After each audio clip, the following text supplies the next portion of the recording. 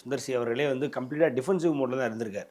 So அது இவங்களுடைய ரியாக்ஷனை வச்சு நம்ம தெரிஞ்சுக்க முடியுது சார். இப்போ என்னென்னா, சுந்தர் சி அவர்களுடைய படம் வந்து அவருடைய கதை வந்து கதையை வந்து திரைக்கதையாக மாற்றும் பொழுது தலைவர்கிட்ட போய் சொல்லும் பொழுது, தலைவர் ஒரு சின்ன இக்கு வச்சுருக்காரு. ரொம்பலாம் அவர் சொல்லலை சார்.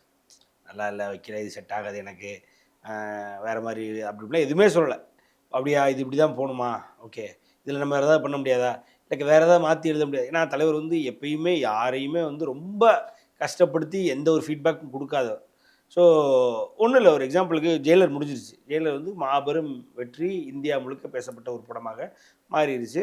ஸோ அந்த ஜெயிலருக்கு அடுத்தது அவர் வேட்டையன் பண்ணுறதுக்கு முன்னாடி ஒரு படம் 2 படம் எடுத்த டைரக்டர்ஸ் நிறைய பேர், தேசிங் பெரியசாமி, சிபி, இந்த மாதிரி பல பேரை, பாக்யராஜ் கண்ணன், இப்படி பல பேரை கூப்பிட்டு கதை கேட்குறாரு.